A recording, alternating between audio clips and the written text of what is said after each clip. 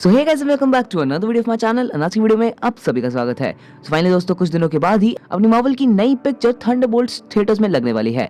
And personally बताओ तो यार, पहली बार जब इस पिक्चर का अनाउंसमेंट हुआ था, मुझे खुद याद है, मैंने खुद से कहा था कि ये पिक्चर भाई फिर से एक बहुत बुरी मार्वल मूवी निकलने वाली है। लेकिन दोस्तों, जैसे जैसे इसके सारे के सारे मटेरियल्स आते गए, टीजर्स, ट्रेलर्स, फुटेजेस आती गई और फिर लोगों के सारे पॉजिटिव रिव्यूज भी आते गए, मतलब अर्ली स्क्रीनिंग से जो रिव्यूज आए, तो उन सबको देखने के बाद मेरा एक काफी हद तक ऐसे एक पॉजिटिव सा एटीट्यूड आ गया इस पिक्चर की तरफ कि ये पिक्चर बहुत ही ज्यादा सही होने वाली है।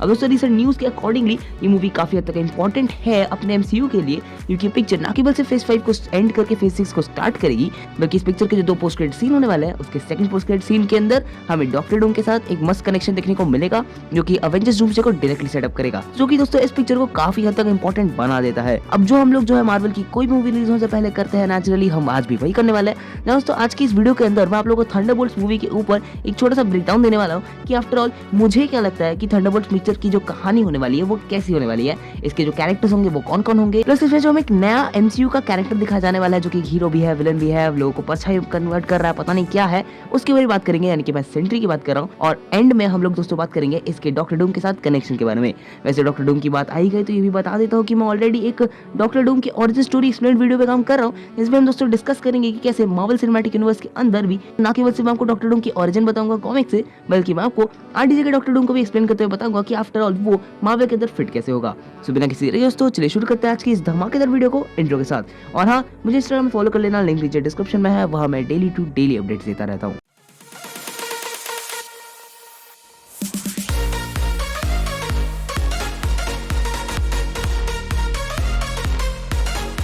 सबसे पहले दोस्तों हम इस वीडियो में बात करेंगे Contessa Valentina Allegra D Fontaine के बारे में। हाँ, ये वही औरत है जिसको हम लोग मार्वल की फेज 4 की शुरुआत से देखते हुए आ रहे हैं, जो कि हर प्रोजेक्ट पे कहीं ना कहीं अपीयर करती है। और हम शुरू से देखते हुए आ रहे हैं कि ये सारे के सारे सुपर हीरोज को या फिर कुछ सुपर विलन्स भी है जिन्होंने अपनी जिंदगी में बुरा काम किया है, उन्हें कहीं ना कहीं मैनिपुलेट कर रही है अपने लिए काम करने के लिए और हीरोज को खत्म करने के लिए। मूवी के ट्रेलर की स्टार्टिंग में भी हम लोग ये बात क्लियरली देख चुके हैं कि Contessa Valentina Allegra D Fontaine खुद कोर्ट में खड़े होकर ये बात कंफर्म कर रही है कि अवेंजर्स इस दुनिया में एग्जिस्ट नहीं करते, अमेरिका को बचाने के लिए कोई सुपर हीरोज नहीं है एंड उन्हें नए सुपर हीरोज की जरूरत है। हमने ये भी देखा है दोस्तों ट्रेलर के अंदर कि ये वही औरत है जिसने अवेंजर्स टावर को खरीद लिया है, मतलब जो स्पाइडरमैन होमकमिंग में बिक गया था वही वाला टावर जो अवेंजर्स यूज किया करते थे, वो अब इनका टावर बन चुका है, जिसे शायद ये लोग अभी वॉच टावर बुलाएंगे, उस पर हम थोड़ा आगे बात करते हैं। अब बेसिकली पिक्चर के अंदर कहानी कुछ इस प्रकार होने वाली है कि अपनी जो वैलेंटीना है उसने एक्चुअली एवेंजर्स को रिप्लेस करने की कोशिश की। उसको ये बात पता है कि अमेरिका में इस पॉइंट पर सुपर हीरोज नहीं है एंड दुनिया को सुपर हीरोज की बहुत जरूरत है, तो उसने क्या किया, कुछ एक्सपेरिमेंट्स कंडक्ट करना चालू कर दिए, जो कि शायद सुपर सोल्जर सीरम या कुछ साइंटिफिक अलग मेथड्स के थ्रू से उसने किए होंगे एंड उसने अपने खुद के सुपर हीरोज बनाने की कोशिश की।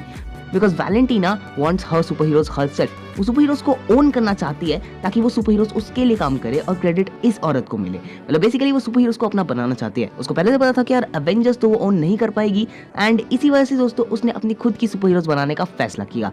इसको आप लोग दोस्तों मार्वल के सिनेमैटिक यूनिवर्स की अमेंडा वॉलर बुला सकते हो। मतलब जैसे डीसी के अंदर अमेंडा वॉलर थी, वो अपनी खुद की सुपर हीरो की टीम चालू करती है जब सुपरमैन की मौत हो जाती है, डीसीयू की बात कर रहा हूँ, तो ठीक वैसे यहाँ पर भी अवेंजर्स नहीं है तब उसने अपनी खुद के सुपर हीरोज बनाने की कोशिश की ताकि वो सुपर हीरोज को खुद ही ओन कर सके एंड वही super hero was none other than Sentry, जिसको यहाँ पर बेसिकली बेचने की कोशिश करेगी, बट कुछ लफड़ा हो जाएगा जिसके ऊपर हम थोड़ा बाद में बात करते हैं।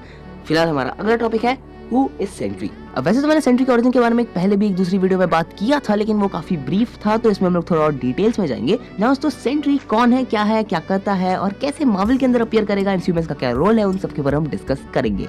रॉबर्ट रेनॉल्ड्स बेसिकली एक बहुत ही ज्यादा इंपॉर्टेंट कैरेक्टर है मार्वल कॉमिक्स का, जिसका निकनेम बॉब भी है, बिकॉज एक बहुत ही ज्यादा पावरफुल सुपर हीरो होता है जिसका नाम होता है सेंट्री। एंड पावरफुल से मेरा मतलब क्या है वो भी मैं आपको बता देता हूँ। आप लोग बेसिकली इसको मार्वल के यूनिवर्स का, मतलब मार्वल कॉमिक्स के यूनिवर्स का सुपरमैन भी बुला सकते हो और एमसीयू का भी सुपरमैन बुला सकते हो, क्योंकि इसके पास ऑलमोस्ट सिमिलर पावर्स है और ऑलमोस्ट सिमिलर दिखता भी है। तो सबसे इंपॉर्टेंट पार्ट वो ये है कि इस बंदे के अंदर मिलियंस ऑफ एक्सप्लोडिंग सन्स की पावर है। मतलब जब एक सन एक्सप्लोड करता है तो वो जितनी अमाउंट ऑफ एनर्जी रिलीज करता है, तो इसके पास मिलियंस ऑफ एक्सप्लोडिंग सन्स की एनर्जी इसकी बॉडी के अंदर कंटेन्ड है, तो ये उतना ही ज्यादा पावरफुल है। और इस कैरेक्टर की पावर स्केलिंग अगर आप एक्चुअली जानना चाहते हो ना, तो इसको रोकने का वाला सिर्फ एक ही कैरेक्टर एग्जिस्ट करता है मार्वल कॉमिक्स के अंदर, और वो है द इनक्रेडिबल हल्क या फिर the wall breaker Hulk. Basically जब सेंट्री की स्टोरी लाइंस आई हुई थी कॉमिक्स के अंदर, तो उस टाइम पर वॉल ब्रेकर हल्क वो लाइक एग्जिस्ट करता था, तो उन दोनों की काफी बार फाइट भी हो चुकी है। अगर सेंट्री को कभी रोकना होगा तो, या फिर अगर हल्क को रोकना होगा तो वो सेंट्री को भेजेंगे, सेंट्री को रोकना होगा तो हल्क को भेजेंगे। अब सवाल ये उठता है कि सेंट्री को आखिर रोकना क्यों है। बेसिकली सेंट्री कोई आम इंसान नहीं है, मतलब वो एक नॉर्मल सुपर हीरो नहीं है, उसकी मेंटल कंडीशन है एक, और वो है डिसोसिएटिव आइडेंटिटी डिसऑर्डर या स्प्लिट पर्सनैलिटी डिसऑर्डर। बेसिकली अपने मून नाइट भाई साहब को है, उनकी भी अपनी 3 अलग अलग पर्सनैलिटीज है, कॉमिक्स में तो 5-6 है। तो यहाँ पर अपने सेंट्री के पास यानी कि रॉबर्ट रेनॉल्ड्स या फिर बॉब के पास भी 2 पर्सनैलिटीज होती है। एक उसकी नॉर्मल पर्सनैलिटी जो कि एक सुपर हीरो है सेंट्री, और दूसरा है वॉइड। अगर सेंट्री लाइट है तो वॉइड बेसिकली कुछ और नहीं बल्कि डार्कनेस है। वॉइड को बेसिकली जो है इस यूनिवर्स की सारी डार्कनेस के एक फॉर्म में पर्सोनिफाई करने की कोशिश की गई है मार्वल कॉमिक्स के अंदर। इनफैक्ट जब वॉइड आता भी है तो उसके चारों तरफ एक सॉर्ट ऑफ सी डार्कनेस सी होती है, जिसको काफी ज्यादा कूल तरीके से कॉमिक्स में दिखाया जाता है। And I always love when void appears in the comics. Void बहुत ही ज्यादा पावरफुल है, इनफैक्ट वो सेंट्री से भी ज्यादा पावरफुल है। सो यार, अगर तुम लोग पता ही है कि सेंट्री कितना पावरफुल है, तो तुम्हें ये तो पता ही होगा कि वॉइड उससे भी कितना ज्यादा खतरनाक हो सकता है, और वॉइड को लेजिट हराना मुश्किल है। लेकिन ये वॉइड ने पता है क्या किया था, इसने कार्नेज को उठा के हाफ में चीर दिया था, लिटरली आधा कर दिया था उसको।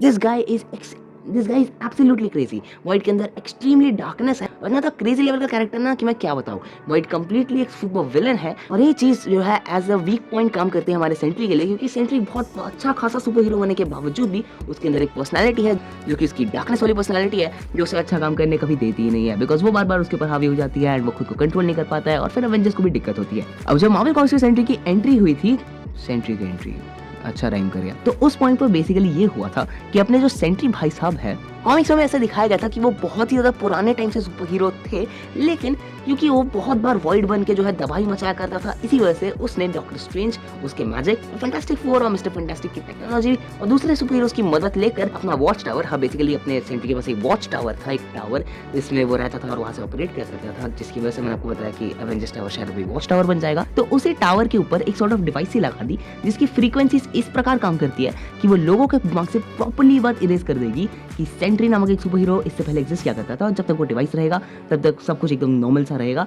और ये बात खुद सेंट्री भी भूल जाएगा कि उसकी अंदर जो है एक दो पर्सनालिटी एग्जिस्ट करती है, वो एक सुपर हीरो है, और जो उसकी दूसरी पर्सनालिटी है वो एक्चुअली उसका एक डार्कर हाफ है। और जब ये दोनों ही पर्सनालिटीज वो भूल जाएगा तब उसकी एक तीसरी पर्सनालिटी क्रिएट होती है, मतलब जो कि बेसिकली होती है उसकी ह्यूमन वाली पर्सनालिटी, रॉबर्ट रेनॉल्ड्स। मतलब बेसिकली रॉबर्ट रेनॉल्ड्स और सेंट्री वाली जो पर्सनालिटी थी वो उसको 2 पार्ट्स में डिवाइड कर देता है, और थर्ड पार्ट तो अपना वॉइड था ही, और फिर वो फर्स्ट वाली पर्सनालिटी को अपनी मेन पर्सनालिटी बना के रहना चालू कर देता है। लेकिन उसी कॉमिक में ऐसा दिखाया जाता है कि एक वक्त ऐसा होता है जब रॉबर्ट रेनॉल्ड्स को क्लूज मिलना चालू होते हैं, उसको हिंट्स मिलना चालू होते हैं कि वो एक्चुअली कौन है। उसको पता चलता है कि वो एक सुपर हीरो था, एंड उसको ऐसा लगता है कि अवेंजर्स उससे एक्चुअली जेलस थे उसके इतनी पावर से, और फिर वो जो है लाइक अवेंजर्स के अगेंस्ट में रेबल करना चालू कर देता है। बट फिर वो धीरे धीरे उसको पता चलता है कि यार भाई वॉइड उसके ऊपर जो है टेक ओवर कर रहा है। फिर उसके बाद उसको रियलाइज होता है कि ये सब एक्चुअली उसने खुद ही किया था ताकि वो दुनिया को वॉइड से बचा सके, और फिर वो उस डिवाइस को दोबारा एक्टिवेट कर देता है ताकि सब लोग दोबारा इस बात को भूल जाए। कॉमिक्स में रेगुलरली ऐसा होता रहता है, जब सेंट्री की जरूरत पड़ती है डिवाइस को स्विच ऑफ कर दिया जाता है, और जब वॉइड आ जाता है तब भाई धमाका होता है, तो काफी सुपर हीरोज को एक साथ मिलकर उसे रोकने की कोशिश करनी पड़ती है।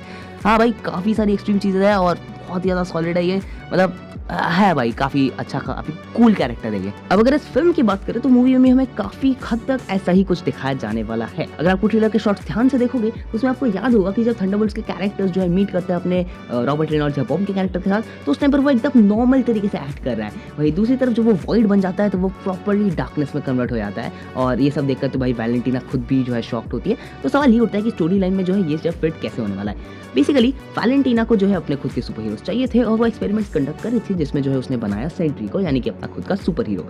लेकिन एक्सपेरिमेंट्स को कंडक्ट करते टाइम शैडो से ये बात रियलाइज हुई होगी कि उसने बहुत ही ज्यादा पावरफुल सुपर हीरो बना दिया है, जो कि वैसे तो एक प्लस पॉइंट है बिकॉज वो जो है अपनी पृथ्वी के लोगों को जो है खतरों से बचा सकता है। लेकिन सेंट्री की एक वीक पॉइंट ये आ जाती है कि वो काफी ज्यादा डेंजरस है, और उसकी शायद वो वॉइड वाली पर्सनैलिटी के बारे में वैलेंटीना को पता चल जाएगा। इसकी वजह से वो क्या करेगी कि वॉइड को जो है एक किसी जगह पर शायद लॉक कर देगी, मे बी वॉच टावर में कहीं लॉक कर देगी, और जो सीक्रेट वाली फाइल्स थी उन्हें छिपा देगी। और ये थंडरबोल्ट्स की टीम के कोई मेंबर थे, मतलब बाकी को छोड़ के जितने भी सारे इंक्लूडिंग टास्कमास्टर, वो सब जाएंगे और वहां से जो है बॉब को छुड़ा लेंगे। लेकिन छुड़ाने के वक्त शायद टास्कमास्टर की डेथ हो जाएगी, और फिर उसके बाद जो है बॉब फ्री हो जाएगा। अब वैलेंटीना जो है इस बात से थोड़ी नाराज हो जाएगी बिकॉज वो उसको पता है कि बेसिकली यार बॉब कितना ज्यादा खतरनाक हो सकता है, सेंट्री कितना ज्यादा खतरनाक हो सकता है, और इसी वजह से वो ये थंडरबोल्ट्स की टीम को फॉर्म करेगी। जो बाकी उनका कांग्रेसमैन होता है, हाँ वो बेसिकली अभी इलेक्शन वगैरह में पार्टी वगैरह में घुस गया, तो उसको वो लोग भेज देगी, तो उसको भी वो भेज देगी और एक टीम फॉर्म करेगी जिसका नाम वो थंडरबोल्ट्स रखेगी। और क्योंकि इसके नाम में एस्टेरिक्स है तो प्रोबेबली ये लोग उसको डार्क एवेंजर्स नाम कर देंगे। मतलब वैलेंटीना अपने खुद के अवेंजर्स बनाएगी ताकि वो उन्हें भेज सके सेंट्री को रोकने के लिए। अब एक इंपॉर्टेंट सवाल ये आता है कि आफ्टर ऑल उससे अगर सेंट्री को रोकना ही था तो उसने बड़े बड़े सुपर हीरोज को ना बुला के ऐसे छोटे पिद्दी कैरेक्टर्स को क्यों बुलाया है जो कि यूजलेस है और स्ट्रीट लेवल फाइटर्स है जिन्होंने अपनी जिंदगी में सिर्फ बुरा ही काम किया है। इसके पीछे का रीजन है वही जो हमें सुसाइड स्क्वाड में भी देखने को मिला था। यहाँ पर इस टीम के सारे लोग विलेंस हैं और अगर इन लोगों को अगर किसी मिशन में भेजा गया और ये लोग उस मिशन में जो है मर जाते हैं या हार जाते हैं तो भाई किसी को भी कोई फर्क नहीं पड़ेगा क्योंकि वो विलेंस थे। कैरेक्टर्स लाइक जॉन वॉकर को कोई भी टेक्निकली पसंद नहीं करता है तो अगर उसकी आज मौत भी हो जाती है even if he was doing some heroic job तब भी लोग जो है उसको प्रेज नहीं करेंगे। सो यार मैटर यही होता है कि वैलेंटीना ही सोचती है कि कैरेक्टर सारे विलेंस है तो इनको एक टीम बना के भेज देती हूँ। अगर हार गए तो मुझे फर्क नहीं पड़ेगा, अगर जीत गए तो फिर मैं सारा क्रेडिट ले लूंगी और इसके नाम पे वो थंडरबोल्ट्स की टीम को इस मूवी में फॉर्म करेगी और उन्हें भेज देगी सेंट्री को हराने के लिए। लेकिन भाई मूवी के एंड में वो लोग पॉसिबली सेंट्री को हरा भी देंगे, वो भी कैसे होगा मैं आपको बता देता हूँ। सिंपल सा बात है क्योंकि दोस्तों यहाँ पर माइंड का खेल है, मतलब जो अपना वॉइड होता है वो टेक ओवर कर लेगा और हम लोग ने ट्रेलर में भी देखा है कि जो वो आता है चारों तरफ सब शैडोज में ढक जाता है, वो भी लोगों को शैडोज में कन्वर्ट कर रहा है जो कि पॉसिबली उनको किसी दूसरे डिमेंशन में भी शैडोई डिमेंशन में भेज रहा है। तो वो लोग उसके दिमाग के अंदर जाकर जो उसको काम करने की कोशिश करेंगे ताकि वो अपने सेंट्री वाले रूप में वापस आ सके। I mean that's the only thing they can do. हाँ वही होगा। और अगर टेक्निकल टर्म्स में देखा जाए और तो ये मूवी काफी स्मूथली जो है अवेंजर्स डूम्सडे के साथ कनेक्ट हो सकती है। कैसे मूवी मैं आपको बता देता हूँ। देखो दोस्तों ऐसा हो सकता है कि इस मूवी के पोस्ट क्रेडिट सीन, इसमें 2 पोस्ट क्रेडिट सीन्स है तो इसका सेकंड पोस्ट क्रेडिट सीन ऐसा पॉसिबल रूमर्स है ऐसे कि इसके अंदर दोस्तों डॉक्टर डूम यानी कि आरडीजे का डॉक्टर डूम अपीयर करने वाला है। नाउ मेरा एक बहुत ज्यादा सिंपल फंडा है, अगर आरडीजे का डॉक्टर डूम इसमें अपीयर करता है तो वो कैसे करेगा उसके ऊपर हम लोग जो है इसको डिस्कस करेंगे। देखो अगर आरडीजे का डॉक्टर डूम इसमें जो है अपीयर करता है तो इसमें काफी सारे अलग अलग जो है पॉसिबिलिटी हो सकती है। पहला वो यहाँ पर आते ही जो है तबाही मचाना चालू कर देगा, वो हमें दिखा देंगे, या फिर ऐसा हो सकता है कि आरडीजे का डॉक्टर डूम आने वाला है इस दुनिया में और उसको हिंट किया जाएगा, या फिर शायद हमें एक छोटा सा पोस्ट क्रेडिट सीन ये भी मिलेगा कि डॉक्टर डूम आ चुका है और उसे रोकने के लिए थंडरबोल्ट्स अब आगे जाने वाले हैं बिकॉज अब वो जो है पे यहाँ के मेन अवेंजर्स या कह सकते हो डार्क अवेंजर्स है। क्योंकि टेक्निकल टर्म्स में दोस्तों ये सारे कैरेक्टर्स जो है वो अवेंजर्स डूम्सडे के अंदर अपीयर कर रहे हैं तो ऐसा हो सकता है कि ये अवेंजर्स बन के ये वाली टीम डॉक्टर डूम को रोकने की कोशिश भी करेगी।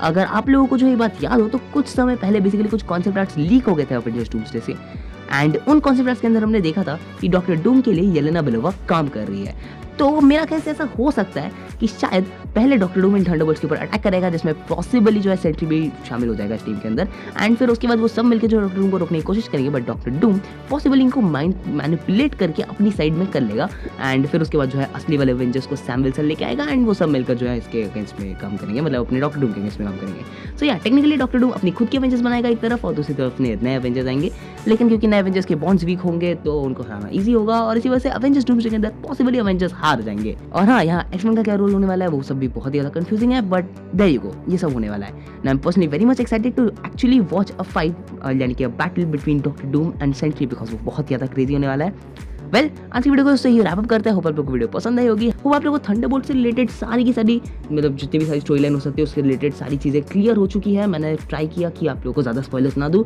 और मैंने दिया भी नहीं, काफ़ी और बातें हैं जो मैंने बताई नहीं क्योंकि ऑब्वियसली वो स्पॉयलर्स होने वाले बिकॉज मूवी में आपको पता चल ही जाएगा।